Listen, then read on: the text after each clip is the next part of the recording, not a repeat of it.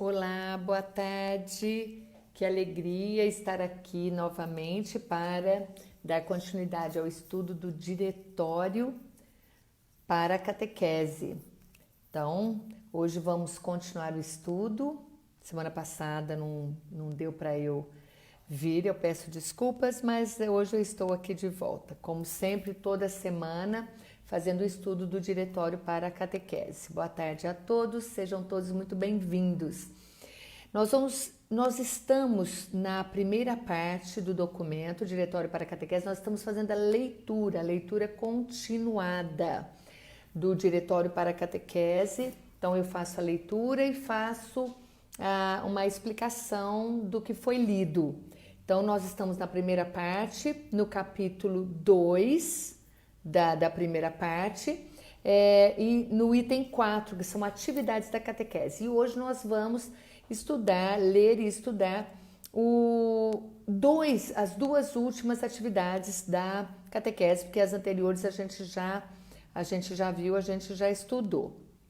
Então, é o parágrafo 86 até o 89, tá bom? Então, quem está aí com seu livro físico, por favor, compartilhe a página para facilitar para os nossos irmãos e amigos que estão aqui começando agora o estudo do diretório. Muita gente entra, por isso que é importante a gente repetir assim no começo o que estamos fazendo, o que estamos lendo, dando continuidade, porque sempre tem gente nova entrando e sempre é tempo de novas pessoas entrarem. O estudo do Diretório para a Catequese vem falar para todos aqueles que evangelizam, todos aqueles que catequizam, que têm uma atividade catequética dentro da sua comunidade ou mesmo na vida. É muito importante que a gente conheça as formas que a igreja espera. Ela espera de nós, que somos a sua igreja, que somos a própria igreja, que forma que vamos evangelizar. Então, o Diretório para a Catequese, ele nos dá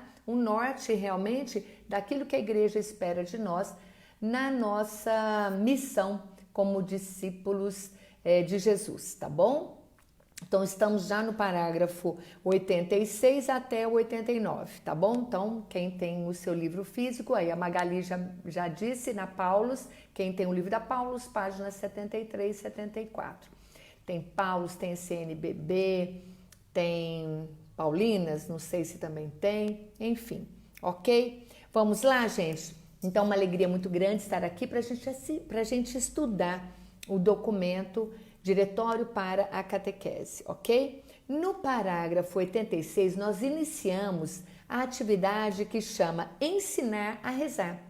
Uma das atividades da catequese é ensinar o catequizando, o catecúmeno a rezar. Por isso que essa é uma atividade, tá bom? Vamos entender o que a igreja quer que a gente faça nesta missão. Então, inseridos dentro de um processo de evangelização, de catequese, dentro de uma metodologia que às vezes a própria diocese tem, a paróquia desenvolveu, ou a própria equipe de catequistas desenvolveram, nós temos que inserir dentro destas atividades o ensinar a rezar, tá bom? Junto com todas as outras. Então, ensinar a rezar.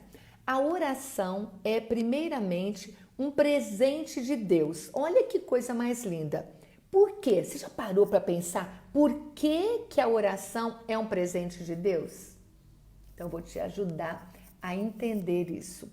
Porque a oração é a forma mais rápida, mais inteira, mais intensa, mais conectada, mais forte que existe de se relacionar com Deus.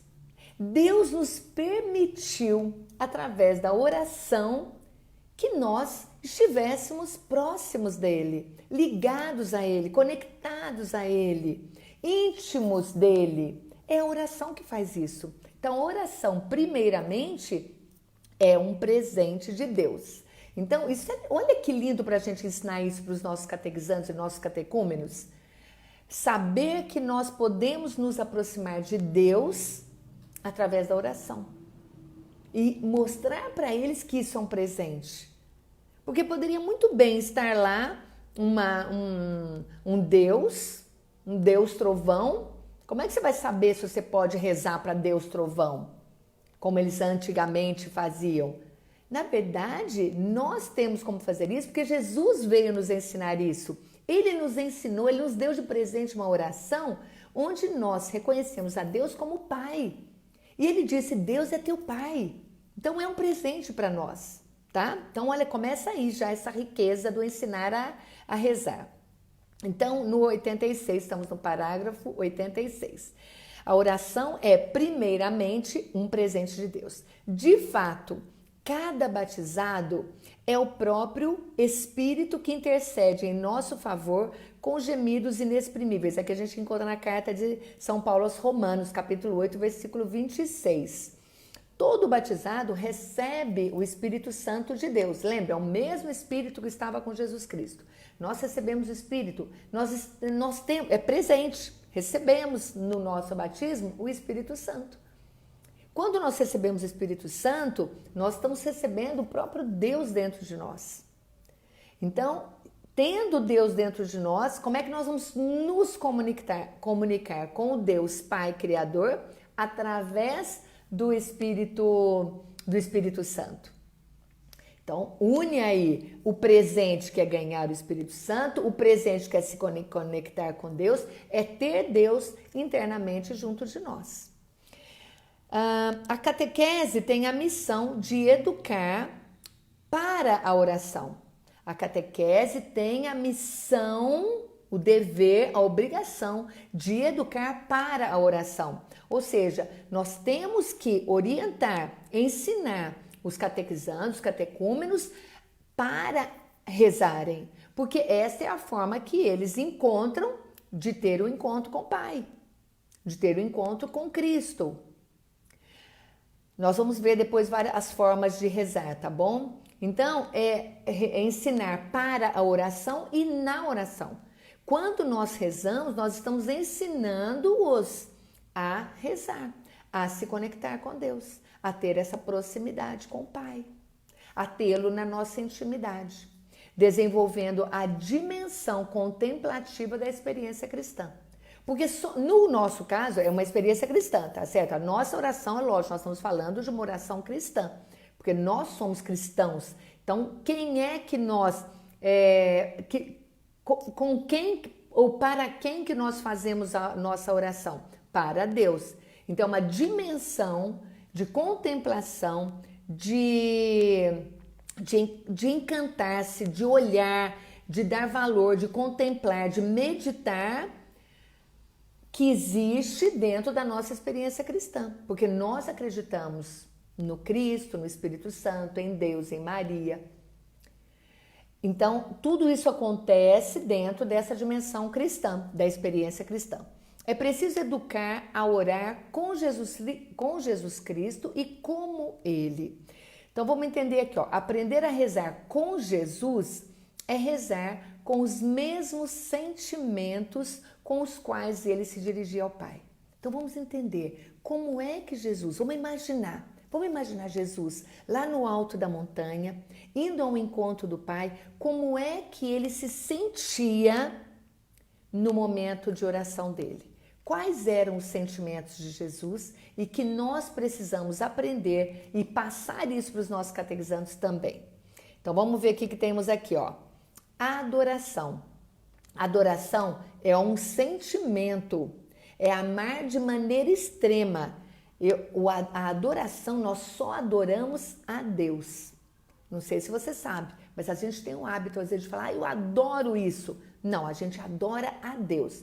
É lógico que a gente fala isso como uma forma assim de, eu amo muito, muito, muito. Mas adorar verdadeiramente, nós adoramos a Deus. É prestar culto, é idolatrar somente a Deus, tá bom? O louvor é um outro sentimento. O louvor é um enaltecer. Só Deus é digno de louvor. Só Deus. Nós louvamos somente a Deus. A Jesus, ao Espírito Santo, que é o Deus, tá certo? A Santíssima Trindade. Só é digno de louvor Deus. Então, esse é um sentimento que a gente tem. Deixa eu só ligar aqui que está muito quente. Então, é adoração, é louvor, é agradecimento. Então, aquilo que acontece é a Deus que nós vamos agradecer na nossa oração. Então, sentimento durante a oração. Então, quando nós estamos agradecidos, nós vamos ensinar os nossos catequizandos, nossos catecúmenos a agradecer a Deus. Você está agradecido? Você está feliz que aconteceu algo bom com você? Vai agradecer? Agradece ao Pai. Aquele que tudo permite que aconteça na nossa vida. Então, é uma oração de agradecimento, um sentimento de agradecimento e uma oração de agradecimento também. De confiança filial. Você se sentir, ter aquela confiança de filho. Sabe aquele filho que se joga no colo do pai na piscina, por exemplo? O bebê está lá em pezinho do lado de fora da piscina e o pai está lá dentro. O pai fala assim para ele, vem comigo. E a criança se joga. Olha a confiança que a criança tem nas mãos do seu pai. Este é o sentimento que Jesus tinha e que nós também precisamos ter no momento de oração nosso. De confiança de filho. Eu tenho confiança nesse Pai todo-poderoso, Criador que me fez. Então esse é um sentimento. Tudo isso a gente vai ensinando, tá bom? A súplica, suplicar, pedir algo que você precisa muito, que você necessita realmente. E a contemplação da sua glória. Então é contemplação. Então Jesus, tudo isso Jesus tinha todos esses sentimentos de contemplar, de meditar, estar na presença, sentir-se na presença do Senhor. Esses sentimentos se refletem na oração do Pai Nosso, a oração que Jesus ensinou aos discípulos e que é modelo de toda a oração cristã.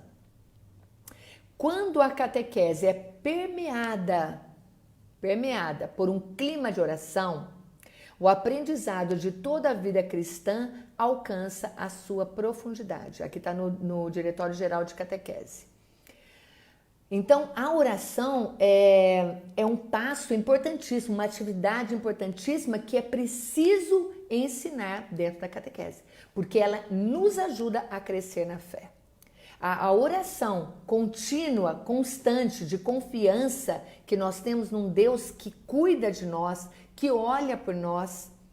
Deus quer que a gente faça para Ele essas orações todas, lógico, oração de louvor, de adoração, de agradecimento, de pedido, de súplica. Todas as orações, porque Ele sabe tudo que a gente sente. Mas Ele também nos dá a liberdade, se nós queremos ou não, que Ele participe de tudo isso da nossa vida. Por isso a importância de nós fazermos a oração, de todos os tipos de oração. Tá bom? Então, continuando, parágrafo 87 agora. Essa missão implica educar tanto para a oração pessoal, quanto para as orações litúrgicas e comunitárias, iniciando as formas permanentes de oração. Então, além de nós ensinarmos a fazer a oração pessoal, tanto as orações que já vêm prontas, as fórmulas prontas que existem, Ave Maria, Pai Nosso, o Espírito Santo, todas as orações que nós já sabemos de cor, nós temos também as orações litúrgicas. Toda a missa, todo o rito litúrgicos que acontecem, todos eles são formados por orações, por vários tipos de orações. Então nós temos aqui, ele diz aqui no documento, bênção e adoração. Então tem bênção na liturgia, tem adoração na liturgia, tem prece, tem intercessão dos santos, intercessão do Cristo, intercessão de Maria. Então tem as intercessões, tem ação de graça. Então eu vou dar graças por algo que aconteceu. Então é ação de graças, louvor, tudo. Aqui está no Catecismo da Igreja Católica, a gente encontra de 2626 a 2649. Tudo isso você encontra no Catecismo. Eu não estou com ele aqui, porque senão eu estaria lendo uma parte com vocês, tá bom? Então, são as formas permanentes de oração. Então, tem oração pessoal e tem as orações também litúrgicas e comunitárias. Para alcançar esses objetivos, existem algumas formas bem conhecidas. De que forma que a gente pode rezar para alcançar esses objetivos todos. A leitura orante da Sagrada Escritura. Então, é você ler a Sagrada Escritura, meditar. A leitura orante, ela nos remete a meditar em cima daquilo que Deus está falando para a gente. Então, o que é fazer a leitura orante? A leitura orante da Bíblia, da Sagrada Escritura. Você lê uma parte que você escolhe da Bíblia, você pode estar fazendo isso como a liturgia diária, o Evangelho do dia, por exemplo, ou você vai pegar a leitura, ou você vai pegar o Antigo Testamento ou o Novo Testamento. Então, você vai seguir uma sequência que você quer, ou você vai abrir a tua Bíblia e vai ler. Aquilo que você leu, você leia com atenção. Depois você lê novamente, escreve o versículo que te chamou a atenção, veja quais foram as palavras, os versículos que mais tocaram o seu coração e depois você vai ler pela terceira vez. A leitura orante, ela demanda uma atenção àquilo que está sendo lido. E quando nós lemos 3 vezes ou mais vezes, cada vez que nós lemos, nós descobrimos, ouvimos algo que o Senhor quer nos dizer. Às vezes é uma palavra, às vezes é um versículo, um pedaço do versículo. Aquilo nos tocou. Quando aquilo nos toca, é o Senhor falando conosco. Você está fazendo uma leitura orante, você está rezando a palavra de Deus. Por quê? Porque você está se conectando com Deus e está ouvindo o que Deus quer falar para você. Olha como isso é lindo. De que forma que você pode fazer isso? Tá, aí está escrito aqui, ó, por meio da liturgia das horas. Eu não sei se você conhece a liturgia das horas. Tem vários livros da liturgia das horas. São os livros que os bispos e os padres fazem, e monges, e muitas congregações, os irmãos rezam. Então tem os livros com as orações específicas, os salmos, que são lidos nas várias horas do dia, 6 da manhã, 9, meio-dia, 3 da tarde, 6 da tarde e à noite. Então são as horas que você vai ler. Então tem leituras específicas para essas horas. Então são vários livros grossos assim, como se fosse um missal, só que é a liturgia das horas. Então você faz aquelas orações, tá bom? Então tem a liturgia das horas e a Lexio Divina. A Lexio Divina é isso, como eu acabei de falar para vocês, fazer esse estudo, fazer essa leitura várias vezes, depois você compreender o que o Senhor está falando para você e meditar em cima disso. Você vai meditar, por que o Senhor está falando isso para mim, o que Ele quer me dizer, como que eu vou aplicar isso na minha vida, tá bom? Então é a leitura orante da Bíblia. Essa é uma forma que você precisa aprender a fazer e também ensinar o outro a fazer também, tá bom? A oração do coração, chamada a oração de Jesus. Olha que coisa mais linda, eu não sei se você conhece ou não, a oração de Jesus, que é denominada oração de Jesus, é uma oração oriental, chamada oração do coração. Tá aqui no rodapé do seu livro, você vai ver isso daqui. A oração oriental do coração, denominada oração de Jesus, diz o seguinte: Jesus Cristo, Filho de Deus, Senhor, tem piedade de mim, pecador. Esta é a oração. Vou repetir: Jesus Cristo, Filho de Deus, Senhor, tem piedade de mim, pecador. Você encontra isso também no Catecismo da Igreja Católica, 435. Essa fórmula de oração, pronunciada inicialmente com a boca, vai gradualmente sendo acolhida pelo intelecto para depois chegar ao coração e criar um coração inteligente, unificando o homem interior e tornando-o íntegro. Esta oração é poderosa, poderosíssima. Primeiro, você está fazendo ali, você está falando o nome de Jesus. Você está reconhecendo que Jesus é Filho de Deus, que Ele é o nosso Senhor, que é o nosso Deus. Está pedindo que Ele olhe para você, que tenha piedade de nós. Estamos reconhecendo a nossa fragilidade, a nossa fraqueza. Tenha piedade de mim, pecador. Então, quando você repete esta oração várias vezes ao dia, é uma oração que a gente pode estar é a oração do coração, é uma oração que a gente pode repetir muitas vezes durante o dia. Senhor, Jesus Cristo, Filho de Deus, Senhor, tem piedade de mim, pecador. Então, vai falando isso, vai falando. Quanto mais a gente vai falando, mais a gente vai se purificando, mais a gente vai se unindo ao próprio Cristo, porque principalmente você está falando o nome de Jesus, tá bom? Então, vamos lá. Então, esta é a oração chamada oração de Jesus, que é a oração do coração. Outra, a veneração. Perceba que quando a gente fala de Maria, a gente não fala de adoração, de louvor, a gente fala de veneração. Veneração à bem-aventurada Virgem Maria, graças às práticas de piedade como o Santo Rosário. Tem várias práticas de piedades marianas, uma delas é o Rosário. Então, nós podemos ensinar, precisamos ensinar o rosário, a rezar o rosário, tá bom? Os mistérios, todos os mistérios, gozosos, mistérios dolorosos, mistérios gloriosos, mistérios da luz, tá bom? Então, vamos lá, vamos continuar. Então, são práticas de piedade em veneração à bem-aventurada Virgem Maria. As súplicas, as procissões. Então, tem as procissões do Corpus Christi, por exemplo.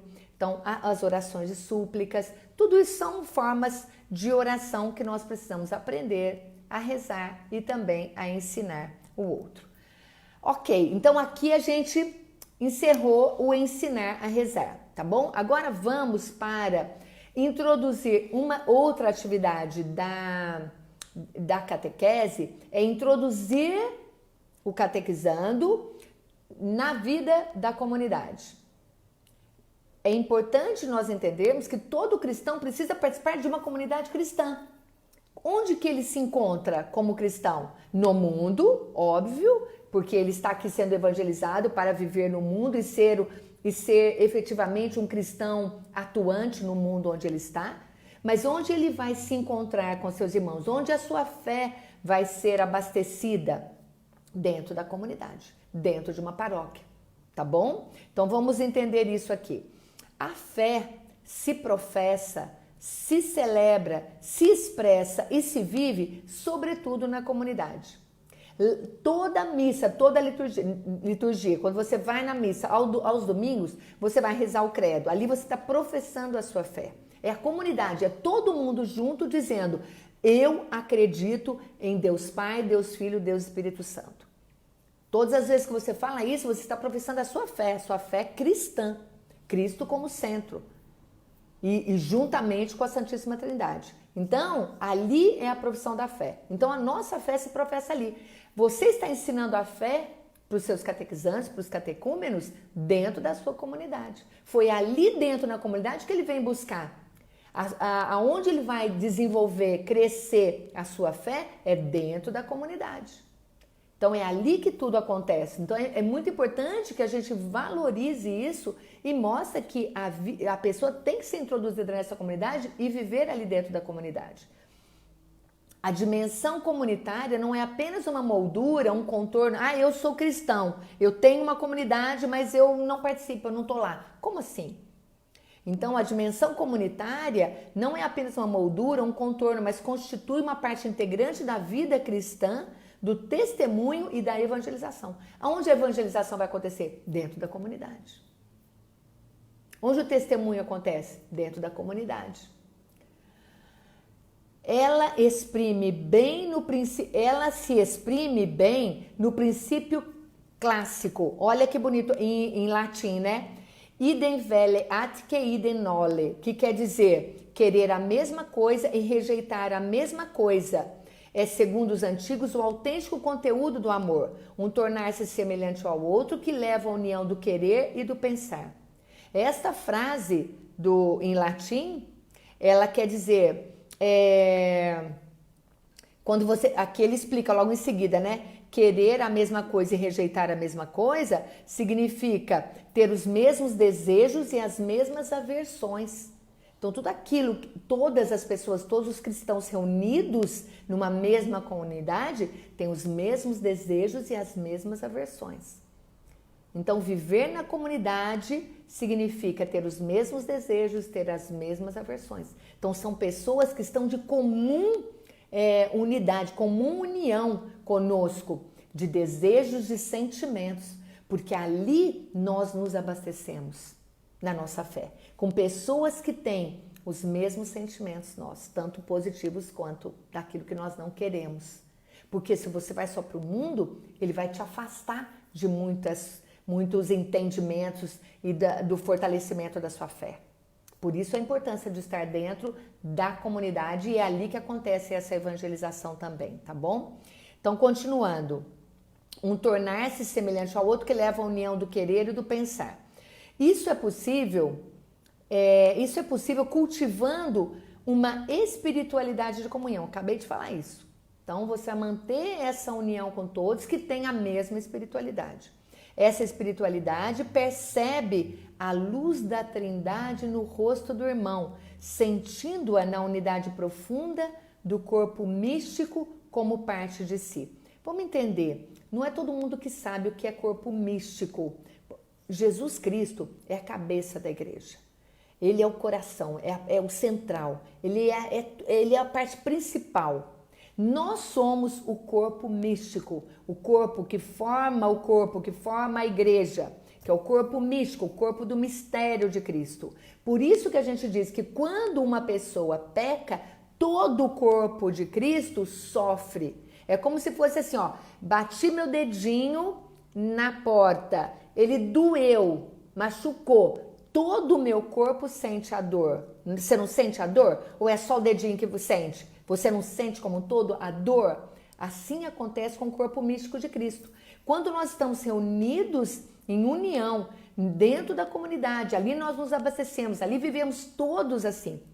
Saímos para o mundo, continuamos sendo corpo místico de Cristo, parte do corpo de Cristo, o corpo místico de Cristo. E aí, quando nós fazemos algo que não é correto, todo o corpo, o corpo místico, todo o corpo ele sente dentro do mistério, tá?